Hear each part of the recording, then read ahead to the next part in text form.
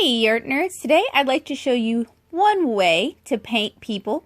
This is a follow-up to my mixing and painting skin tones tutorial, and I have a lot of different painting tutorials here on this channel, many of which include people. So if you're looking for more info, you can check those out. I'll be painting this lovely lady today. She's from Lilliputian Living Volume 3, and her theme is Apple Blossom. And this was originally recorded during a live stream workshop, so I'll link that in the description as well. So the first thing I did is I printed this out using my blue line printing technique onto Artesia Expert watercolor paper. This is their cotton rag paper. I'm not a huge fan of this watercolor paper. It's more expensive than other cotton rag papers like Arches or Blick or Kilimanjaro. So I would recommend you get those, or Stonehenge Aqua. So I would recommend you get those rather than this. But I had a pad that I'd bought for the purposes of review, and I'm trying to use the things that I've paid money for. So I went ahead and I grabbed it for this tutorial. I penciled her face and the apple blossoms, and now I'm going in with a Sakura Pigma FB brush pen to ink her. This is one of my favorite waterproof and alcohol marker proof brush pens.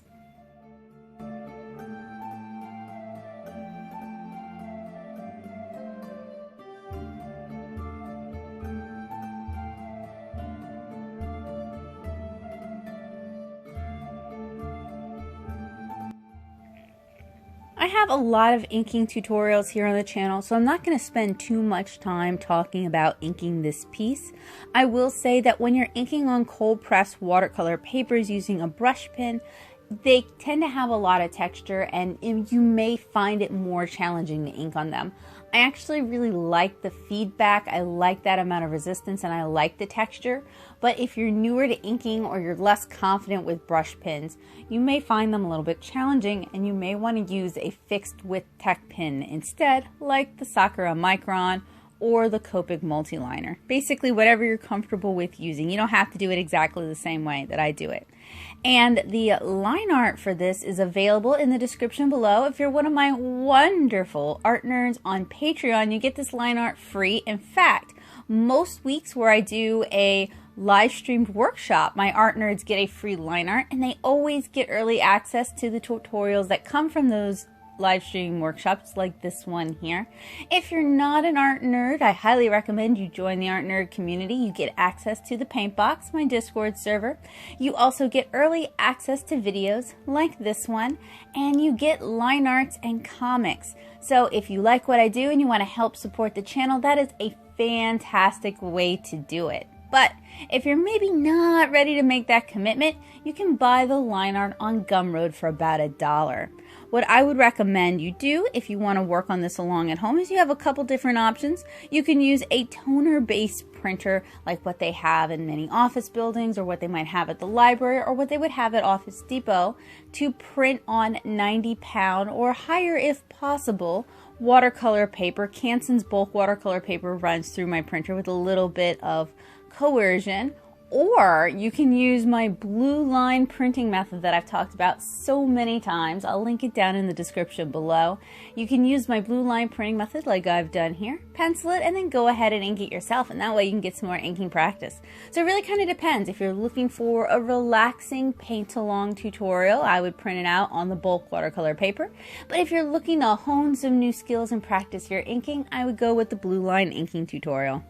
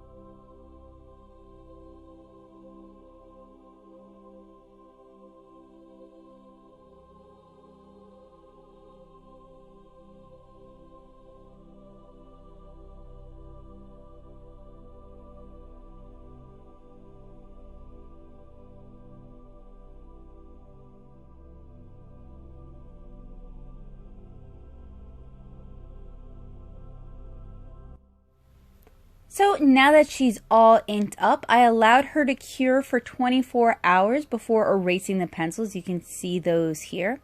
And then in the next step, we're going to stretch this piece. So normally when I'm stretching watercolor paper, I like to stretch it to gator board, but all of my gator board was being occupied by other watercolor illustrations at the time. So I'm stretching it on a piece of chipboard that I scavenged from another watercolor pad. Now, that has its pros and cons. It's cheap, you're recycling. Usually if I'm working with a piece smaller than the 9x12, it works no problem, but since this is a 9x12 piece, it wants to warp a little bit. And you can see that the blue lines reactivated when I spritzed them with water. So I call this my double stretching technique because I apply and wash away the water twice. And the first application is to remove those blue lines. And the second one is actually for stretching. And on some papers, the blue lines will stain the paper, but on the Artesia paper, it doesn't stain it. Speaking of, I have a full review of the Artesia Expert watercolor paper where I did a field test, my donut dash field test that you guys can check out down in the description below. I am now using some low-tech crepe 3M blue painter's tape. You guys can see I adhere it to my arm. That's to remove even further adhesion. I also wet it down a little bit. That actually increases how well it sticks to the wet watercolor paper. And then I use clips just to help hold it in place and help keep the paper stretched while it's drying. So with the chipboard, it did get a little bit too saturated, so it was a little bit more prone to warping. I didn't have any real warp issues once I was painting it, but when I was stretching it, I was concerned that the chipboard would also warp with the watercolor paper. It didn't, but I did want to caveat that to you guys so that you guys do as I say and not as I do. You can use this. I would just recommend using it for something smaller than the chipboard you actually have. And here is our stretched watercolor illustration. In this tutorial, I'm going to be using the Da Vinci palette. In the live stream, I offered my viewers the chance to vote. So the colors in this palette are Da Vinci Yellow, Hansa Yellow Deep, Da Vinci Red, Alizarin Crimson, Permanent Rose, Phthalo Blue Red Shade, ultramarine, sap green, yellow ochre, burnt sienna, burnt umber, and titanium white. And my wonderful friend Allie refilled my Da Vinci yellow. It's one of the colors I use the most, so I really appreciate that. So to begin, I'm creating a blue sky circle using the ultramarine. And the gum arabic I just showed you guys was a relic. I was talking about how much I love Da Vinci ultramarine and how before I discovered Da Vinci ultramarine, I really didn't like ultramarine. And that's because so many companies use gum arabic, and gum arabic can be very yellow. Another ultramarine blue that I really love is core ultramarine, and I'm very quick usually to compare, to show the comparison between gum arabic and aquazol, which is the binder used in the core watercolors. So I'm just taking my time, and for the most part I'm using a Series 7 Kolinsky sable brush. These are made by Winsor & Newton, and man, when they are good, they are so good. But I would recommend buying them in person in store so you can make sure you get a good one. They are a bit expensive.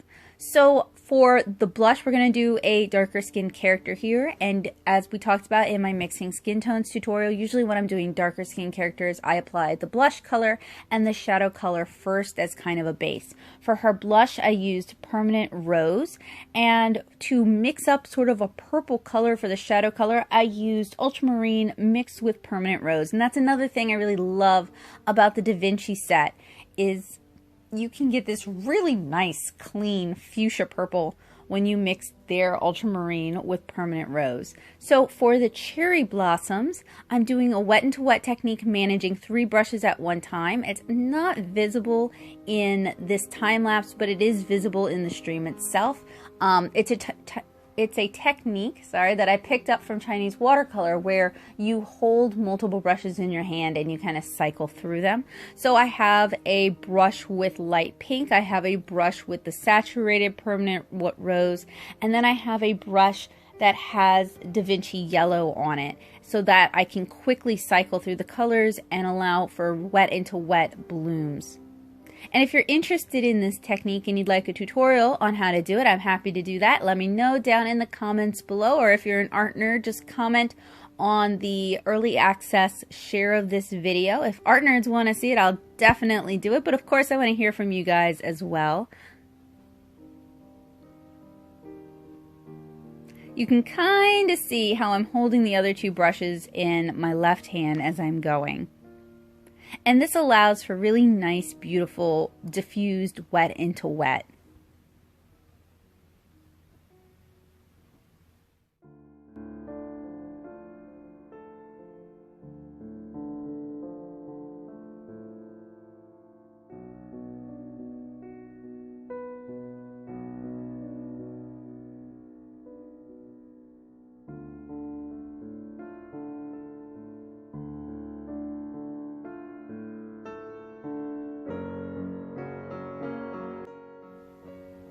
So now that I have the flowers painted, I went ahead and I mixed up her skin tone, and it's a mix of the burnt sienna, a little bit of the burnt umber, some alizarin crimson, and just a little bit of ultramarine blue, just to kind of add some depth to her skin tone. And you can't see it in this version, but you can see it on the live stream, what proportions I mix them in. Usually I just kind of pick up and mix colors and swatch as I go so I can figure out what I like. And the mix of burnt sienna and burnt umber with a little bit of a warm red is one of my favorites for darker skin tones. So for the leaves, I'm doing another wet into wet technique where I'm applying the Da Vinci yellow, and then I'm dabbing in phthalo blue red shade so that it mixes on the paper and we get this really nice fresh green color. And I'm going to link relevant tutorials down in the description below as well as in the card. So if you're looking for more information about painting skin tones, I've got you covered. And if you're looking for other tutorials to inspire your art, maybe you want to paint more flowers or maybe you want to paint more people, I'll link those as well for you guys. So make sure you check the description.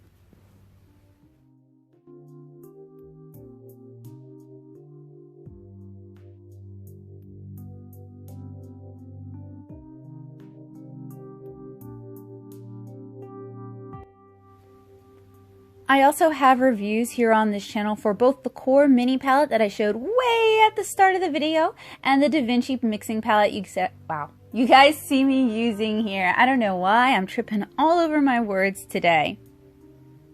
I really like both palettes. The core palette tends to be great for really pop saturated colors, so very anime inspired art, whereas the Da Vinci palette is a good workhorse mixing palette. They are not lying when they call it a mixing palette. You get 12 colors, but you can mix almost everything you need, as I will show you guys a little bit later on when we start painting her hair.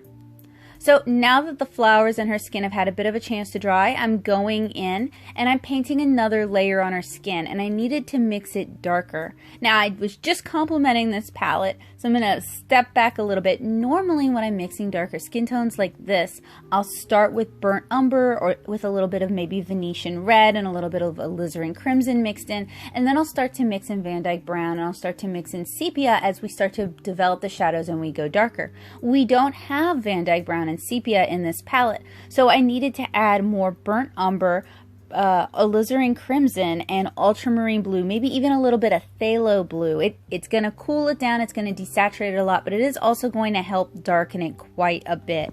When you're working with a limited color palette like this, it's perfectly natural to start to feel a little bit frustrated by your mixing limitations or by how much paint you have to mix in order to get the colors you want. And that's when you would start adding in convenience colors. Colors, yeah, you can technically mix them, but they're pre-mixed and it's so much easier. Even a black in this palette would make it easier, but we have to mix it ourselves, which isn't a detriment to the palette, but it is an invitation to start adding more colors. So now that the leaves have had a chance to dry a bit, I'm going in a bit more with the phthalo blue, and I'm washing it out just a little bit with a clean brush. I will hand this to the Artesia Expert watercolor paper. It does handle like a good quality cotton rag pad bound watercolor paper. My complaint isn't how it handles, my complaint is the price point compared to the competition.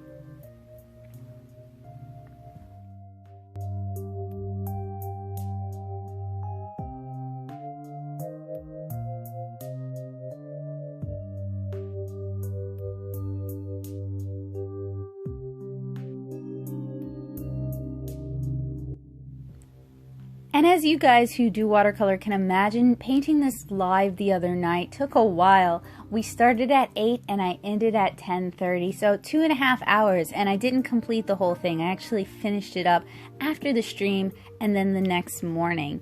And I want to point that out because people frequently request that I do live watercolor painting workshops. The downside to that is not as many people show up for those streams as they show up for like the sketch request streams or my alcohol marker streams. So if you want to see me do live watercolor demos, then you need to show up when I'm doing the live watercolor streams. I like doing them, but I will say that the alcohol marker ones are a bit easier. They move a bit faster. So I usually prefer those to the watercolor ones just because it's just a little bit easier on me. But I have so many fun stream ideas planned to share with you guys. I love getting into art supplies, and I love creating classes that you guys can follow along at home. The Saturday nights that we spend together are really special to me. I love hanging out with y'all, and I love hearing what you're working on, and I love hearing what you guys are doing, and I really love it when you guys are painting along or drawing along, or hey, you're just working on something else and you're hanging out with me for the company. It definitely creates kind of a community feeling that I really enjoy. If you've never had a chance to join me for one of the Saturday night live streams, I will usually announce in the community tab on Thursday or Friday, kind of depending on how much progress I've made that week, what that stream's topic will be. So now that her skin tone has had a chance to dry, I'm going in with the shadow color I've mixed, and I've mixed it even darker. So remember, it's ultramarine blue and alizarin crimson using this palette. Often I would use a dioxine purple, maybe mixed with a naphthalide maroon, kind of like what we did in the mixing skin tones tutorial, or I would use a mauve, or I might use a fuchsia. It really kind of depends on the skin tone. I try to pick shadow colors that are complementary to that specific skin tone. But because we're working with 12 colors, one of them is a titanium white, so it's intended to add opacity or to even add highlights. We have to be strategic in the colors we use for our shadow colors. So for the branch, I mixed together burnt sienna and a little bit of ultramarine. And when those, well, okay, so I'm applying the burnt sienna first, and then I'm dabbing in the ultramarine blue, because when those two colors mix together, they make for Payne's gray. And I wanted this really dappled tree branch kind of look, so I'm applying a really light wash first, and then I'm adding in more of the burnt sienna and more of the ultramarine.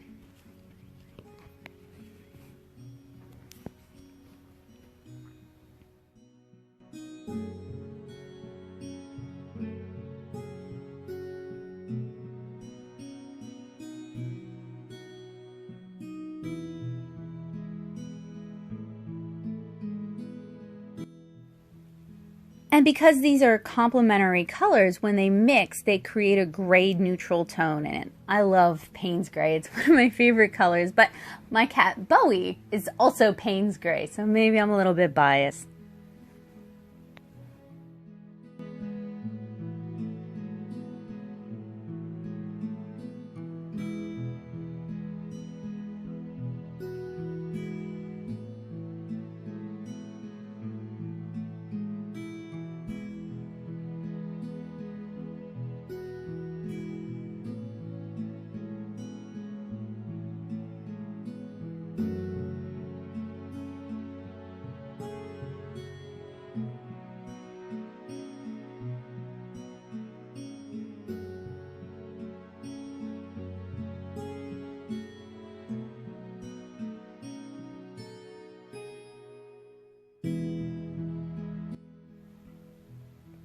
I also decided to mix up a thicker mix of the Payne's gray in one of the little plastic palettes that I'm using in this tutorial and dab it in areas where I would want more intense color.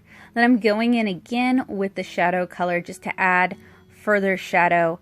And at this point, I may actually be, it doesn't look like I'm using the shadow purple color, but rather a skin tone that I've mixed even darker to create shadows on her skin. So that would be more burnt umber, more ultramarine, probably some phthalo blue red shade, and then more alizarin crimson. Of course, I highly recommend you guys swatch as you go.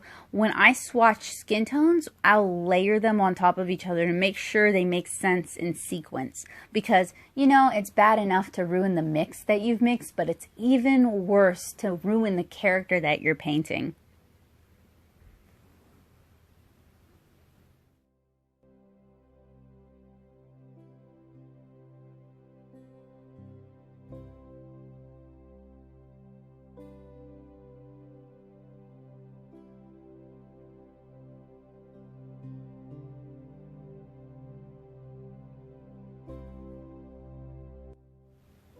I also added just a little bit of the permanent rose and ultramarine purple mixture to the flowers, to the apple blossoms that we painted, just to add a little bit of shadow and to create a little bit of dimension. And if you reference apple blossoms, they are primarily white, but there's some that are just this beautiful pink color, almost like cherry blossoms. So I kind of went more with the ones that are more pinkish than the ones that are more white. So for her eyes, I did a light layer of burnt sienna transparent, allowed it to dry, and then did a darker circle inside the eyes of the burnt sienna transparent. Now I'm applying a little bit more blush on top of all the layers that we've developed. So I'm using alizarin crimson rather than the permanent rose quin for this one. And for her hair, I want her to have really dark hair, but we don't have black. So remember how I talked about mixing up a Payne's gray?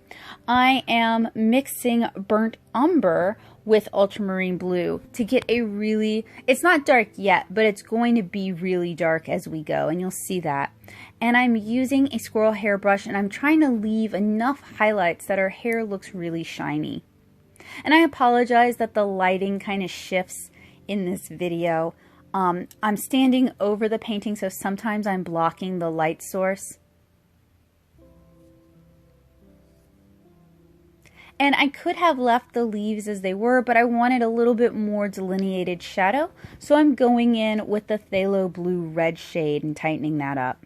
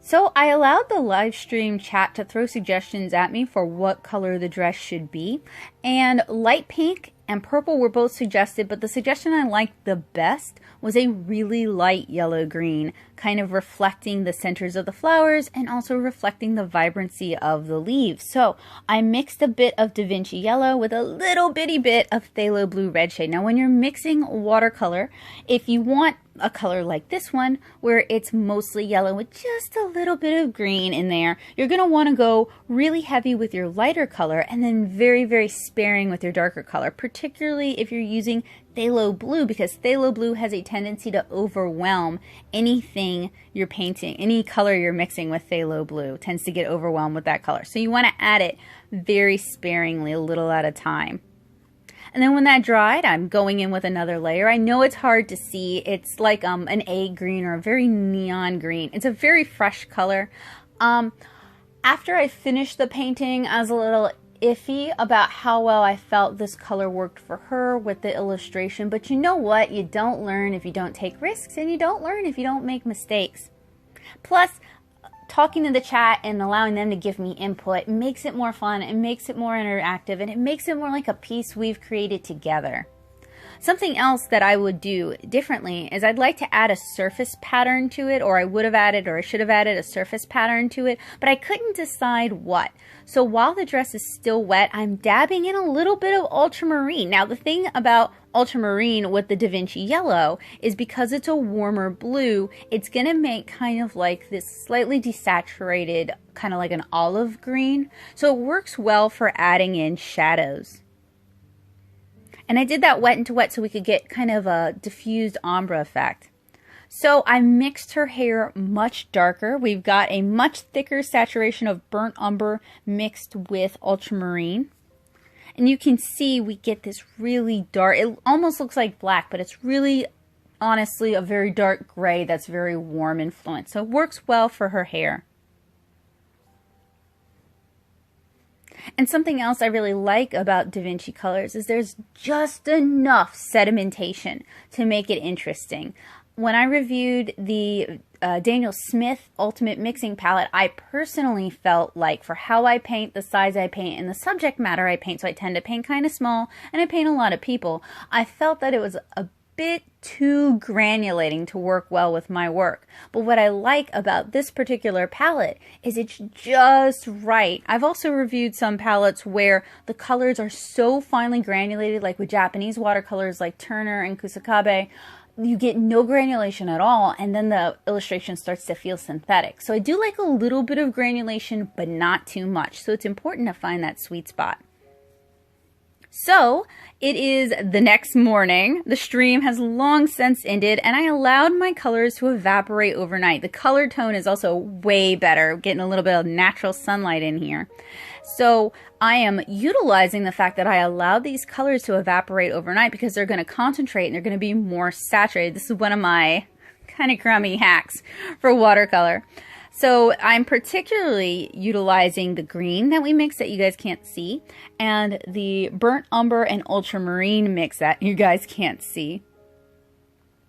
So there's some lace work on the bottom of her dress. It's just pretty simple lace work, but I'm using the ultramarine blue and I'm painting in kind of the window panes on it to make it appear like you can see to the back of the dress, if you guys know what I'm talking about. Like this is an area that's cut away and there's threads holding it together. If you examine children's clothing or women's clothing, this is a technique that's often used at the bottom of clothing to add a little bit of visual interest. I'm also using ultramarine to add some further shadow to the top part of her dress. And then I'm going in with a little bit of phthalo blue, since that's the color we used in the leaves, and I want to kind of reflect that freshness.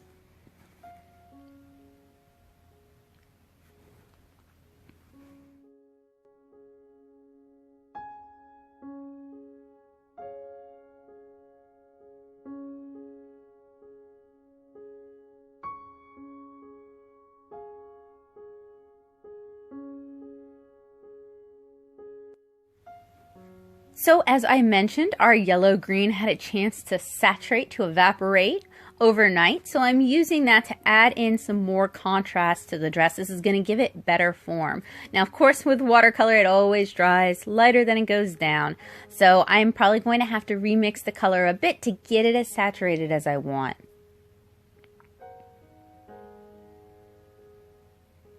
Also, on the branch, I don't know if the video caught it, I dabbed in some very saturated burnt sienna mixed with ultramarine, so Payne's Gray, to add that kind of dappled bark effect. So her hair color, the burnt umber and ultramarine, also has had a chance to evaporate significantly overnight. And now it's much darker, it's almost black, and it works perfectly to kind of finish up her hair.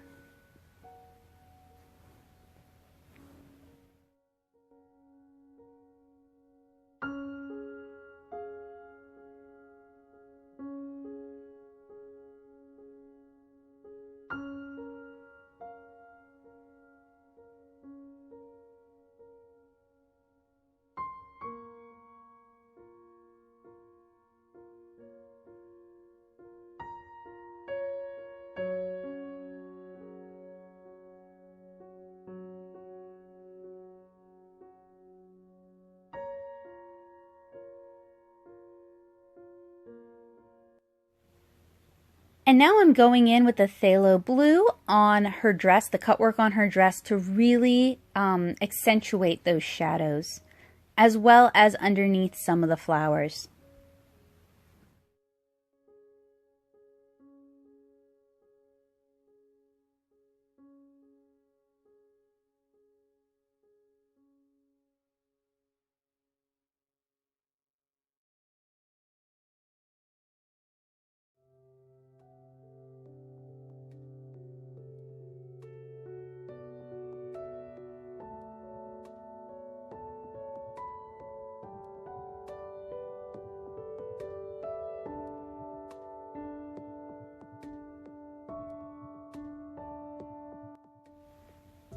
I've added a bit more yellow and a whole lot more blue, the phthalo blue, to our green shade. And now I'm using it to kind of further those shadows, further the contrast, and develop the form on the dress itself. And my best advice for learning how to draw clothing, we've had some tutorials and we've had some streams here on the channel, but my best advice is to think about clothing volumetrically. Try to break it down into kind of the basic 5 geometric shapes, and also reference. I did not reference the dress when I was painting it, but I did reference it when I was drawing it. But the more you practice drawing clothing, the better you're going to get at it, and the better you're going to get at inventing clothing off the top of your head. There's nothing wrong with utilizing clothing reference. In fact, I have a whole Pinterest board dedicated to just what Kara would wear.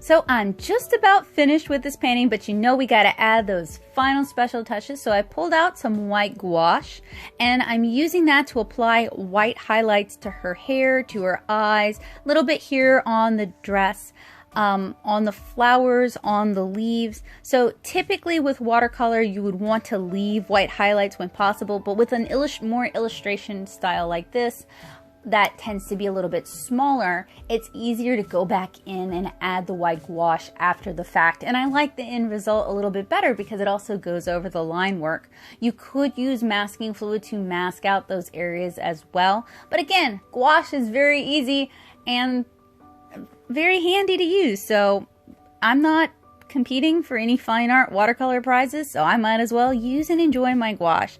If it's good enough for James Gurney, it's certainly good enough for me.